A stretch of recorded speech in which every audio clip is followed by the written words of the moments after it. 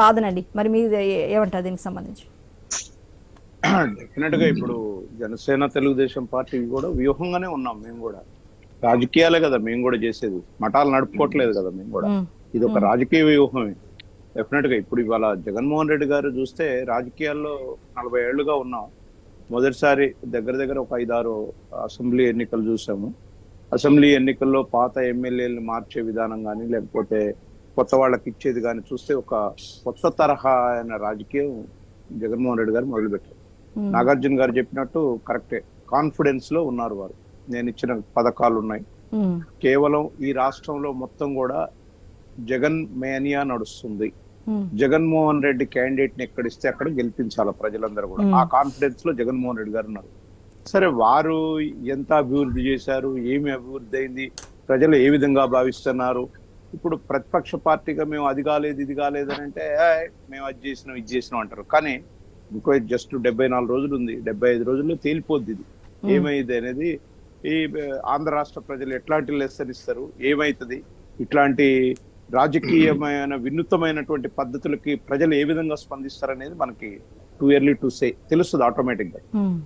ఇప్పుడు ప్రజాస్పందన ఎటొస్తున్నది, ఎట్లా వస్తున్నది, వర్గాలుగా సమాజంలో ఏ విధంగా ఉన్నారు అదంతా కూడా తెలుస్తుంది. అయితే బాలినేని వ్యవహారం గురించి ఏమైనా వ్యాఖ్యానిస్తారా, కామెంట్ చేస్తారండి? డెఫినెట్ గా బాలినేని గారు స్టేట్మెంట్ చూసా నేను. సరే, మీడియాలో నిన్న మొన్న అట్లా వచ్చినాయి, కానీ వారు కీలకమైనటువంటి మాట మీడియాలోనే చెప్పారు. మిత్రులు వెంకటరెడ్డి గారు చూసే ఉంటారు. ఎంపీలో మిగతా నియోజకవర్గాలు ఎవరు అడగంది నేనే అడిగితే నా ఒక్కడికి ఏం ప్రయోజనం, అందరి కోసం నేను ఆలోచించాను కదా. సరే, నేను నా ఒంగోలు నా ప్రజలకు 25,000 మందికి ఇళ్ల స్థలాలు ఇప్పించిన, నా ఒంగోలు వరకు నేను చూసుకుంటానంటే అది ఎట్లా ఎటువైపు దారి తీసిందో యావత్ ప్రజలంతా చూశారు, మీడియా చూసింది, మేధావులందరూ చూశారు. ఎందుకంటే వారు మాట్లాడిన దాంట్లోనే ట్విస్ట్ ఉంది. ఒక ఎంపీ సీటుకి నేను ఎందుకు కొట్లాడాను అంటే మాగంటి ఉండటం వల్ల 7 నియోజకవర్గాల మీద ఎఫెక్ట్ పడుతుంది, లాభంగా ఉంటదని నేను ఆలోచించాను. కానీ పార్టీ వేరే విధంగా ఆలోచించింది, నాకేం సంబంధం లేదు. మిగతా వాళ్ళు కూడా అంటే మిగతా నియోజకవర్గాల్లో ఇచ్చిన ఎమ్మెల్యేలు కూడా నాతో కలిసి రాలేదనేది ఇండైరెక్ట్ గా డైరెక్ట్ చెప్పారు వారు. కాబట్టి దాంట్లోనే దాని అంతర్యం తెలుస్తుంది. సరే, పార్టీలో వాళ్ళ సొంత పార్టీ, అందులో బాలినేని గారు దూరం కాదు, జగన్మోహన్ రెడ్డి గారికి బంధువు.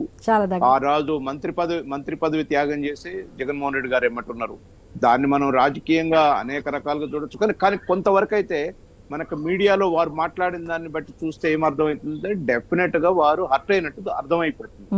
సరే, నేను ఒంగోలు కన్ఫర్డ్ అయి ఉంటా, ఒంగోలు ప్రజల కొరకు నేను 25,000 అడిగాను, జగన్మోహన్ రెడ్డి గారు ఇచ్చారు కాబట్టి నేను ఒంగోలు ప్రజల తరపునే ఉంటాననేది చెప్పకనే చెప్పారు. ఓపెన్ ఇది. నిన్న మీడియాలో పార్టీ మారతాడు వస్తాడు అవన్నీ సరే కథనాలు కావచ్చు, ఇవ్వచ్చు, ఏదైనా చేయొచ్చు, కానీ ఇవన్నీ ఉన్నాయి. అయితే ఇవాళ 4th లిస్టు 5th లిస్టు ఏదైతే నాగార్జున గారు చెప్పినట్టు కరెక్ట్, ఆ లిస్టులు వచ్చిన తర్వాత పాత అనౌన్స్ చేసిన వాటిని కూడా మళ్ళీ పిలిపించుకుంటున్నారు. అది రాజకీయంగా ఒక వ్యూహమే. ఇచ్చారు, అక్కడ ఏదో అసంతృప్తి వస్తే మళ్ళీ వాళ్ళని పిలిపించడం, మాట్లాడటం, ఇదంతా ఒక రాజకీయ పార్టీ చేసుకునేటువంటి విధి. కానీ ఓవరాల్ గా లార్జర్ ఇంట్రెస్ట్ లో ఏం చూస్తున్నామంటే జగన్మోహన్ రెడ్డి గారి మనసులో ఒక్కటే ఉందండి, ఆయన డెఫినెట్ గా ఏది అనుకుంటే అదే చేస్తారు, ఒకళ్ళ మాట వినే వ్యక్తి కాదు. ఆయన ఒకటే అనుకుంటున్నాడు, నేను సంక్షేమ పథకాలు ఇచ్చాను, నా బొమ్మ పెట్టుకునే గెలిచారు వీళ్ళంతా, మళ్ళా నా బొమ్మ పెట్టుకునే గెలిచారు. అందుకనే చూడండి ఎంత కాన్ఫిడెన్స్. ఒక మంత్రి 2 ఏళ్ళు 3 ఏళ్ళు పనిచేసిన మంత్రి ఆ నియోజకవర్గాన్ని వదిలిపెట్టి కొత్త నియోజకవర్గానికి తీసుకొచ్చారంటే చాలా అంటే ఒక రకంగా డేర్ స్టెప్ అది ఆ డేర్ అనేది రేపు 24 ఎలక్షన్ అయిన తర్వాత 74 రోజుల తర్వాత వాట్ అబౌట్ ద రిజల్ట్ అనేది తెలుస్తుంది. రెండోది, కొంచెం తెలంగాణ ఎన్నిక ప్రభావం జగన్మోహన్ రెడ్డి గారి మీద పనిచేసినట్టుగా అనిపిస్తుంది. అంటే ఇక్కడ సాధారణంగా కేసీఆర్ గారు ఏం చేశారు, ఒక 10 సీట్లలో మారిస్తే 9 సీట్లు గెలిచారు. మిగతా వాటిల్లో కూడా మారిస్తే రిజల్ట్ వచ్చేదని వారేమన్నా అన్నగారు ఏమన్నా సలహా ఇచ్చారు వారి తమ్ముడికి తెలియదు, కానీ ఏదో కొంతవరకు అయితే ఆ ప్రభావం కూడా ఉన్నట్టు కనపడుతుంది. సరే, ఏది ఏమైనా సరే రాష్ట్ర ప్రజల మట్టికి డెఫినెట్ గా వాళ్ళు డిసైడ్ అయి ఉన్నారు. ఈ రాష్ట్రంలో జరుగుతున్నటువంటి పరిస్థితులన్నీ కూడా ప్రజలకు అవగాహన అయినాయి. రాబోయే రోజుల్లో ఎవరిని ఉంచాలా, ఎవరిని తీసుకురావాలా, ఎట్లాంటి రాజ్యం కావాలనేది ఉన్నారు. చూస్తున్నాం మనం సమాజంలో ఉన్న అనేక వర్గాలు ఏకమవుతున్నాయి. అసలు ఒకప్పుడు వర్గాలు డిఫరెంట్ గా ఉన్నాయి, కానీ ఇవాళ ఆంధ్రప్రదేశ్ లోకి వచ్చేసరికి ఒకే తాటి మీదకి వస్తున్నాయి అందరు కూడా. మన రాష్ట్ర అభివృద్ధి చెందాలా, మన రాష్ట్రం ఇట్లుంటే ఎట్లా. ఇవాళ నేను తప్పు పట్టడం కాదు, ఇవాళ కేబినెట్ లో సమ్ వేల ఉద్యోగాలు ఏవో ప్రకటించాను. నేను అడుగుతున్నా, జగన్మోహన్ రెడ్డి గారు 6,000 జగన్మోహన్ రెడ్డి గారు ఫస్ట్ కేబినెట్ లోనో లేకపోతే సంవత్సరం తర్వాతనో 2 సంవత్సరాల తర్వాతనో అట్లా క్యాలెండర్ రిలీజ్ చేసి ఇచ్చుకుంటే బాగానే ఉండు కదా. ఇవాళ ఇస్తే తెలియదా ఇంకొక 15 రోజుల్లోనో 20 రోజుల్లో నోటిఫికేషన్ వస్తుంది.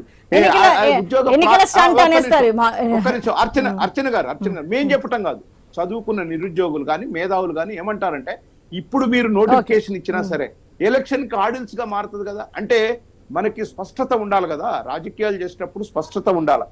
ఏ పరిస్థితుల్లో ఇన్ని రోజులు పోస్ట్ పోన్ అయింది, ప్రతిసారి పోస్ట్ పోన్ అయింది కదా. ప్రతి 6 నెలలకు అన్ని పార్టీలు, జనసేన అడిగింది, తెలుగుదేశం అడిగింది, సిపిఐ అడిగింది, అక్కడ ఉన్న రాజకీయ పార్టీలు అందరూ కూడా జాబ్ క్యాలెండర్ అడిగారు. ఇవాళ భారతదేశంలో నిరుద్యోగంలో నెంబర్ 2 ర్యాంక్ లో ఉంది ఇవాళ. కాబట్టి అలాంటి పరిస్థితి మరి వాళ్ళు ఇవాళ కేబినెట్ లో చేసిన నిర్ణయానికి కొంత ఉపశమనంగా ఉంటదని భావిస్తారు. నేను ఒక ఎగ్జాంపుల్ చెప్తాను.